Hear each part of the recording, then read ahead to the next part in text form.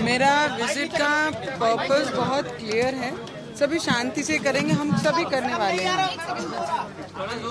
आप सब सेट हो जाइए फिर मुझे बताइए।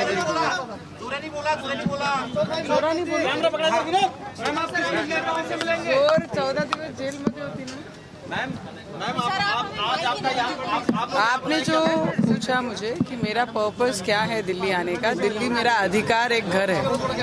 मेरा लोकसभा का जो मैं अधिकार लेके आती हूँ वो दिल्ली ही लेके आती हूँ, और सब अधिकारों का इस्तेमाल और अधिकारों के लिए लड़ाई लड़ने का घर मेरा दिल्ली है, जहाँ पर पार्लियामेंट जिसे कहते हैं। तो मुझे लगता है महाराष्ट्र में जो भी दुर्घटना हमारे साथ हुई, दुर्व्यवहार हमारे साथ हुआ, as a member of parliament और एज ए एमएलए हमारे साथ जो भी हुआ, उसके अगेंस्ट में जो मैंने मुंबई कार्रवाई करने के लिए दी है उस पर कुछ कार्रवाई नहीं हुई। तो आज मैं दिल्ली में उसी के अगेंस्ट में आई हूँ। तो मुझे लगता है कि मैं सभी जितने भी बड़े लीडर्स और जो रिप्रेजेंट करते हैं, जो वुमेन्स को रिस्पेक्ट करते हैं सेंटर के द्वारा, उनके पास आके उनको मिलके मेरी पीड़ा मेरे साथ में जो हुआ उनको बताऊंगी मैं।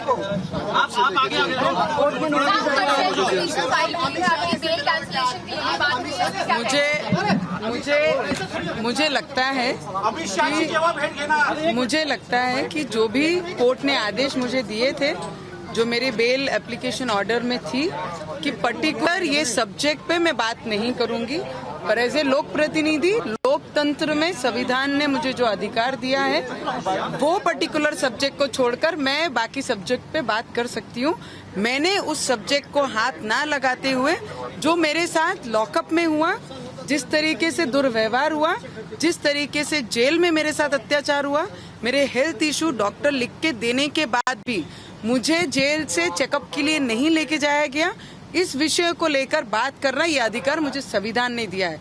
पर कोर्ट के आदेश का पालन मैंने कल भी किया, आज भी करती हूँ और आगे भी करूंगी, उसमें कोई भी डाउट नहीं।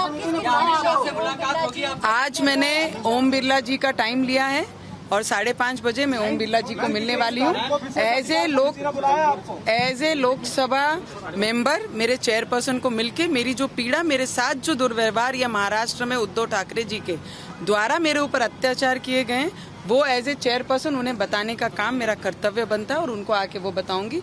और ये भी एक है कि सीपी जो अमरावती महाराष्ट्र के हैं, मुंबई के जो सीपी हैं, commissioner of police Sanjay Pandey ji, उनको एक चीज बताना चाहूंगी, जो वो गुलामी उद्धव ठाकरे जी की कर रहे हैं और उनके प्रेशर में और उनके बोलने के अनुसार वो हर किसी पे कार्रवाई कर रहे हैं, किसी को जेल भेज रहे हैं, किसी पे नॉन बेलेबल ऑफेंस दाखिल कर रहे हैं।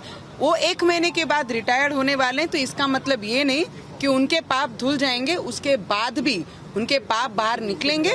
आपको जो लालच उद्धव ठाकरे जी ने दी है कि आपको राज्यसभा मेंबर देंगे या आपको कोई एमएलसी देंगे, ये सब चीजें बाजू में रखकर मुझे लगता है उसके बाद भी आपको उत्तर देना पड़ेगा। और जब जिसने मेरे ऊपर और विधायक रवि जी के ऊपर जिन्होंने गलत तरीके से ऑफेंस दाखिल किया है, जब तक मुझे सब एक जनता से पूछना है, आप सब यहाँ पर हैं, आप सबको पूछना चाहूंगी मेरी गलती क्या थी, मैंने गलती क्या की? बेल की शर्तों का आपने उल्लंघन किया क्योंकि शो कॉज नोटिस है। मैंने कोई भी उल्लंघन, कोर्ट के आदेशों का भंग नहीं किया। मैंने उस पर्टिकुलर विषय को हाथ नहीं लगाया। मैंने जो बोला, जो मेरे साथ पीड़ा हुई, मेरे हेल्थ इशू को लेकर मुझे जिस तरीके से पीड़ा दी गई, लॉकअप से लेकर जेल तक, उसे बोलने का अधिकार मुझे संविधान ने दिया और उसका मैंने अधिकार बजाया।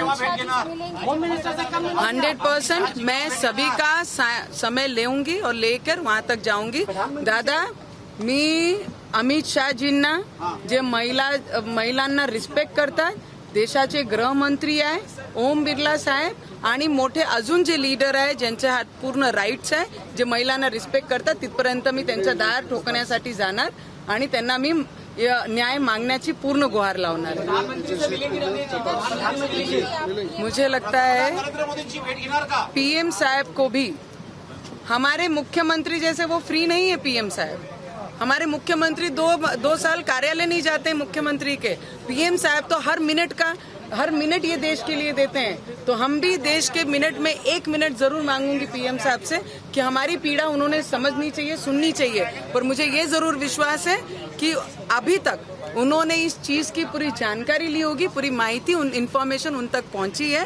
पर मुझे ये जरूर पता है कि पीएम साहब का 1-1 मिनट बहुत महत्व रखता है ये देश के लिए, और वो देश के लिए 1-1 मिनट के लिए काम करते हैं। उद्धव ठाकरे जी के जैसा 2 साल ऑफिस में नहीं जाते। 100% पुलिस, जो दिल्ली पुलिस है, जो मेरे घर के पार्लियामेंट के एरिया में जो पुलिस स्टेशन आता है, वहाँ जाके जो खुलेआम मुझे गुंडे जैसी एक राज्यसभा मेंबर ने धमकी दी, 20 फुट नीचे गाड़ कर, और आपकी पूरी सामग्री क्रियाक्रम की हमने ऑलरेडी मशान में पहुंचा दी है। इस तरीका का भाषा जो जिसने किया है संजय राउत, जिनको हमारे महाराष्ट्र में पोपट बुलाते हैं, ऐसे पोपट के अगेंस्ट में मैं एफआईआर करने के लिए पुलिस स्टेशन जाऊंगी और मैं खुद जाकर एफआईआर दूंगी। मुझे लगता है कि कोर्ट ने जो आदेश दिए, मैं उसके अगेंस्ट भी जाऊंगी। मैं तो मेरी पूरी जनता को ये पूछ रही हूँ, एक भारतीय नागरिक होने के कारण और एक महिला होने के नाते मैं ये पूछना चाहूंगी, मैंने ऐसा कौन सा गुनाह किया जो मेरे ऊपर देशद्रोह लगा आज? मुझे ये सभी को पूछना है कि देशद्रोह किस बात का? अगर मेरी हेल्थ खराब है, मेरी हेल्थ इशू है, तो उस पे मैं बोलूंगी कि मेरी हेल्थ इशू है, डॉक्टर ने लिख के दिया मुझे कि आप जाइए हॉस्पिटल चेकअप कराइए, मुझे भेजा नहीं गया। और मुझे देशद्रोह के अंदर जिंदगी भर जिस ईमानदारी से मैंने काम किया, आज मेरे ऊपर देशद्रोह दाखिल होता है।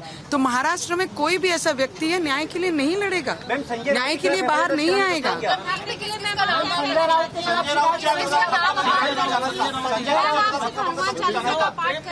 कहना चाहती उद्धव ठाकरे के लिए? आज आप दिल्ली में मौजूद हैं, यहाँ से आप क्या कहना चाहती हैं? मैं एक बात जरूर कहना चाहूंगी, ये जो उद्धव ठाकरे जी हैं, इन्होंने ज्ञान की बातें और सिद्धांत की बातें बिल्कुल नहीं करनी चाहिए। जो किसी और के भरोसे चुन के आए, मोदी जी के पैर छूकर आशीर्वाद लेकर 14 और 19 विधानसभा और लोकसभा जो अपने पार्टी के लोगों को चुन के लाए हैं, मोदी जी के भरोसे, उद्धव ठाकरे जी के भरोसे चुन के नहीं आए। खून का पसीना करना पड़ता है जब लोग लोकसभा और विधानसभा चुन के आते हैं। बैक स्टैंपिंग की है तो ये उद्धव ठाकरे जी ने की है। और भगवान के नाम लेने में अगर कोई मुझे जेल में डाल जाता है तो आखिरी सांस तक मैं भगवान का नाम लेना छोड़ूंगी नहीं। भगवान का नाम स्मरण करती थी, करूंगी और आगे भी करती रहूंगी, उसमें कोई नहीं रोक सकता। 100% मैं संजय राउत जी जो पोपट हैं उद्धव ठाकरे जी के, उसके अगेंस्ट में एफआईआर करूंगी। मुंबई में सभी डिपार्टमेंट के लोग अंडर प्रेशर काम कर रहे हैं, पर केंद्र के एजेंसी पे भी गुहार लगाऊंगी कि उनके खिलाफ कार्रवाई करे और इंक्वायरी करे। मुझे लगता है जिन्होंने प्रेस कॉन्फ्रेंस में सीधा तौर से मुझे आह्वान दिया, मुझे धमकी दी, उनके विरोध में मैं और शिवसेना ने हमारे घर पे हल्ला किया और हमारे अमरावती के घर पे हल्ला किया, मुंबई के घर पे हल्ला किया। गुंडेशाही तो उन्होंने की, हम तो घर से बाहर भी नहीं निकले, तो भी हम देशद्रोह। जो गुंडे हमें मारने आए उन पे कोई कार्रवाई नहीं। जो खुलेआम प्रेस कॉन्फ्रेंस में मुझे बोलते हैं 20 फुट नीचे गाड़ देंगे, महिला को नीचे गाड़ देंगे। मैं तो आ गई हूँ दिल्ली, मैं तो मुंबई भी थी, गाड़ के तो देखते। हमारी देश की जनता सोई नहीं है, देश की जनता जागी है।